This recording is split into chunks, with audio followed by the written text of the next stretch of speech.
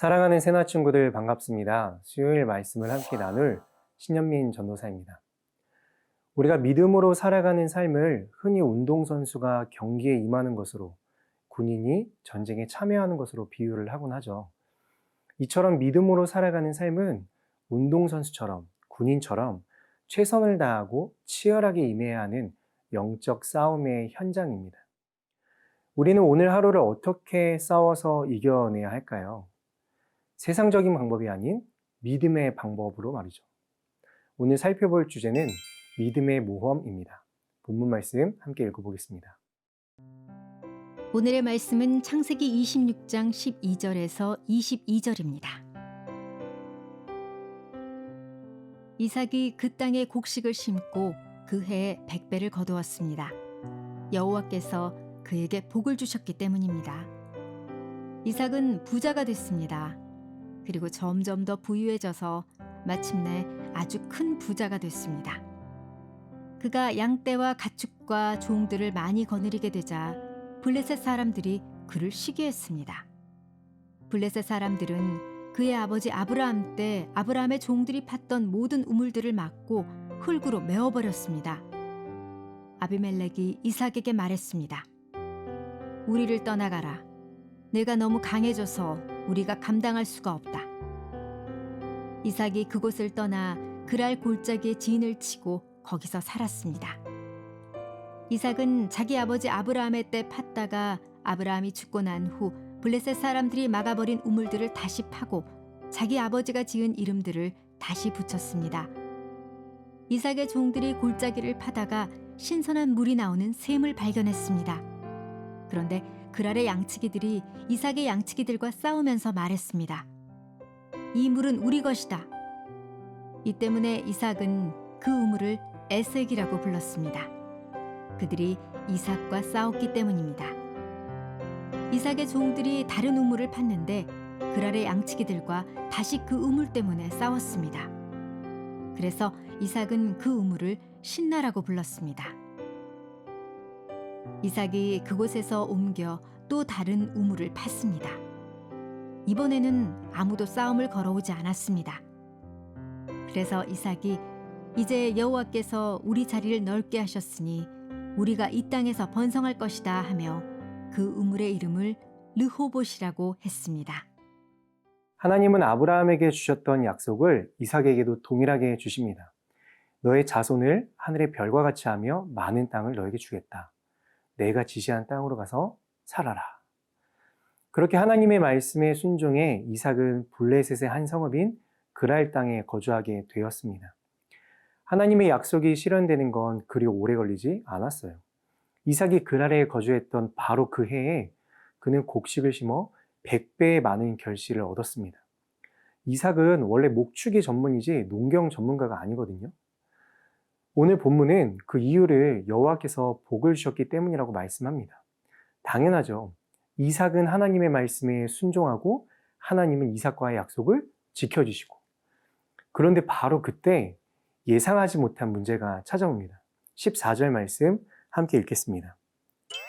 그가 양떼와 가축과 종들을 많이 거느리게 되자 블레셋 사람들이 그를 시기했습니다. 원래 그랄에 거주하던 블레셋 사람들이 이삭이 자신들보다 더 큰 부자가 되고 세력이 강해지자 그를 시기하기 시작합니다. 그래서 옛날 아브라함이 파놓았던 우물들까지 모조리 다 막아버렸습니다. 물은 사람이 살아가는데 가장 필요한 요소잖아요. 어느 날 갑자기 생명의 위기가 찾아온 것입니다. 이삭과 그가 소유한 모든 것들에게 말이죠. 여러분, 우리는 오늘 이삭이 처한 상황을 통해 깨닫게 됩니다. 하나님의 자녀라고 해서 인생에 전혀 어려움이 없는 것은 아니라는 것을 말이죠. 하나님의 말씀대로 순종해도 하나님께서 복을 주겠다 약속했어도 우리 삶에는 예기치 못한 어려움이 찾아올 수 있다는 것입니다. 왜일까요? 우리가 마주하는 그 고난과 역경을 통해서 하나님은 우리의 믿음을 더욱더 견고하게 끌어올리시기 때문입니다. 욥의 고난을 아시죠? 멀쩡히 잘 살던 그에게 어느 날 청천벽력 같은 재앙이 찾아옵니다. 그러나 오히려 그 고난은 나중에 그에게 축복이 되었습니다. 죄와 결과라는 인과 법칙 속에 살던 욥이 하나님이 지으신 창조 법칙의 세계에 눈을 뜨게 되었으니까요. 사랑하는 새나 여러분, 우리가 살아가는 하루하루 속에서 비록 우리가 바라지 않던 고난이 닥쳐온다 할지라도 우리의 믿음은 멈춰서지 말아야 합니다.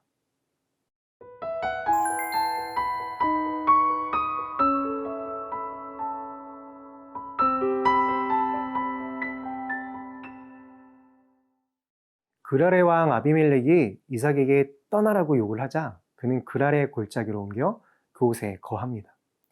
이삭의 종들이 골짜기를 파서 물이 나오는 샘을 얻자 그랄의 양치기들이 그 샘의 소유권을 주장하며 시비를 걸었습니다. 그래서 이삭은 그 우물의 이름을 다툼이라는 뜻의 에색으로 짓고 다른 곳으로 옮겨 우물을 파게 됩니다. 이번에도 그랄의 양치기들이 시비를 걸자 그 우물의 이름을 대적함이라는 뜻의 신나라고 짓고 또 다른 곳으로 옮겨 우물을 팠습니다. 그제서야 아무도 싸움을 걸어오지 않자 이삭은 그곳의 우물을 이렇게 이름 짓습니다. 22절 말씀 함께 읽겠습니다. 이삭이 그곳에서 옮겨 또 다른 우물을 팠습니다. 이번에는 아무도 싸움을 걸어오지 않았습니다. 그래서 이삭이 이제 여호와께서 우리 자리를 넓게 하셨으니 우리가 이 땅에서 번성할 것이다 하며 그 우물의 이름을 르호봇이라고 했습니다. 르호봇의 뜻은 넓음이란 의미입니다.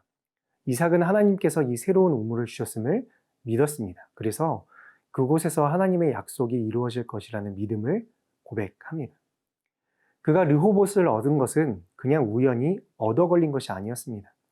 자신이 어디를 가든 하나님께서 분명히 형통하게 하실 것이라는 믿음이 있었습니다. 그래서 그랄의 양치기들과 싸우고 다퉈 우물을 쟁취하려 하지 않았습니다. 그는 싸울 수 있었습니다. 아니, 당연히 싸워야 했습니다. 그는 아버지 아브라함이 파놓은 우물에 대한 소유권을 당연히 주장할 수 있었고 그것을 힘으로 쟁취할 수 있는 막강한 세력까지 가지고 있었기 때문입니다. 하지만 그는 그 마땅한 권리를 포기하면서까지 다툼을 피했습니다. 예수님께서 마태복음 5장에서 이런 말씀을 하셨죠. 복되도다 온유한 사람들이여 그들은 땅을 유업으로 받을 것이다. 아멘.